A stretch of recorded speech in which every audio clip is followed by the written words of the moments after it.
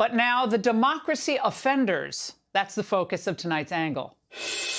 All right, the blowhards in the Democrat Party want America to believe that they're the true saviors of democracy. They'll take almost any opportunity to evangelize on that topic. When people doubt that elections are on the level, that is the beginning of the end of this wonderful democracy. Democracy starts flying out the window and some other form of autocracy comes in when conspiracy theories like the big lie are allowed to grow. Well, we all saw what could happen on January 6th. Lame, lame, lame, Chucky. But how are Democrats respecting democracy as it flies out the window when their president tries to usurp Congress's spending power with billions and billions of student loan forgiveness? Of course, the Supreme Court's going to strike that down, just like they struck down his unconstitutional vaccine mandate for large private companies. Nice try, Joe. Now, if the Biden team cared about preserving democracy, the system, they wouldn't be pulling this nonsense. And they're also spitting on our democratic system when they repeatedly fail to hold the FBI accountable.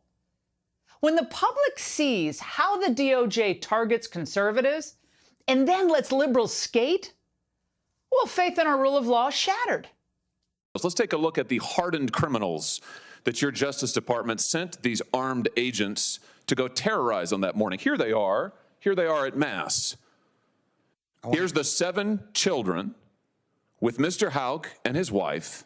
He has offered to turn himself in, and this is who you go to terrorize. The politicization of the department is a problem. And you can tell your department, not a chance in hell we're going to be reauthorizing that thing without some major, major reforms. Has the Department of Justice brought even a single case under this statute? It's a yes, no question. The job of the United States Marshals is to defend the lives of So the answer is no. Garland was thoroughly unconvincing. And so much for the concept of fitness for office. Now, any democratically elected official who cares about the process, at a minimum, must be physically and mentally capable of doing their job.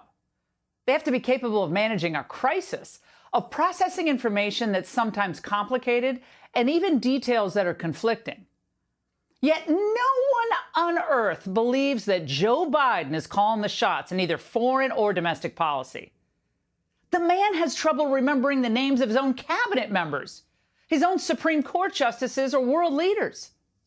And I want to thank that fellow down under. Thank you very much, pal. I want to thank the former general. I keep calling him general, but the guy who runs that outfit over there. Those are the words of Ketanji Brown Jackson. Happy birthday to you. Happy birthday, dear Valen. Happy birthday to you. The man doesn't even know where he is on any given day, and we're supposed to believe that he's directing our Ukraine policy? Welcome to Kingswood Community Center. Actually, that's the one down I used to work. As a joke. You didn't know where we were. Anyway.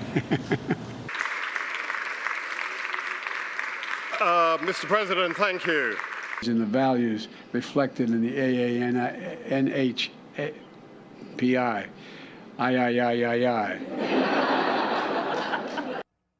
Okay, there's actually nothing to laugh about.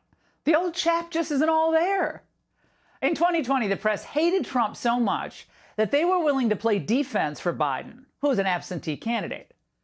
Now, ultimately, the country elected a hologram. And as a result, now, pivotal decisions affecting our nation's future are being made by kind of a combo of bureaucrats, technocrats, or Obama holdovers for whom no one voted. So this is how I see the days unfolding for Biden in the White House. The chief of staff, Jeff Zients, tells Biden what type of weapons the generals want for Ukraine, and Biden nods, M100 tanks? Okay, give him a bunch. Susan Rice pushes some executive order on new equity standards across the government, and Biden mutters, yeah, sure, why not? But Jill usually orders my food with MSG. No MSG. I mean, come on, ESG, MSG, he doesn't know the difference.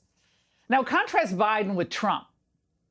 You know, the staff brought proposals to him. He considered them. He brought in opposing points of view. He was in the Oval Office pretty much all day. He had the different voices argue in front of him. He wanted opposing points of view. Then he made decisions. He was a hands-on leader. No one thinks Biden is hands-on. Handsy, maybe. Now, the voters know the truth. They were hoodwinked. The results of a new survey is terrible news for Joe. Nearly 7 in 10 registered voters now say he's too old for another term, and more Democrats agree, 48%, than disagree, 34%, with that view. Yikes. So the people get shafted, and democracy, remember, they're protecting it. It seems like a joke when we have a figurehead president. And speaking of charades, what about the people of California who voted to re-elect Dianne Feinstein almost 5 years ago? She turns 90 in June and has been in poor health for a long time. This description from the LA Times about her condition was in 2018. As Feinstein campaigned, it was clear she had lost more than a few steps. Speaking to a large gathering of Democratic activists a month before the election, the senator seemed heavily scripted and controlled by staff, and leaned on others to answer questions during a limited give and take. How does anything about that sound familiar to you guys?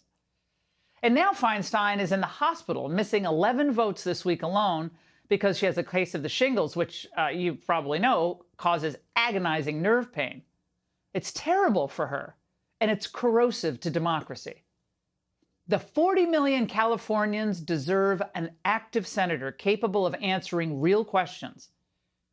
It should make all of us both sad and mad. And what about the poor people of Western Pennsylvania who were exposed to the East Palestine train derailment fallout? Nobody's doing anything to help us, said Patty Barber, who lives in Darlington, Pennsylvania, less than 1 mile from the spill site. Pennsylvania is being left out. So who's fighting for them in the Senate? Well, not John Fetterman. He's in the hospital for the foreseeable future for clinical depression, meaning Pennsylvania has only one functioning senator. Now, what a warped view of democracy that is. The press, the state Democratic Party, and Fetterman's wife Giselle all knew the guy was a mess, and they didn't care. They pushed him to run anyway. So now the people of his state, terrified of this toxic spill, need their senator present, and he can't be there. Of course, though, the reason Biden doesn't want to travel to the derailment site is because we don't want to see our president attached to a teleprompter at a time like this. We want a conversation from a man who understands the issues and is clear about the solutions. Well, that ain't in Biden's wheelhouse.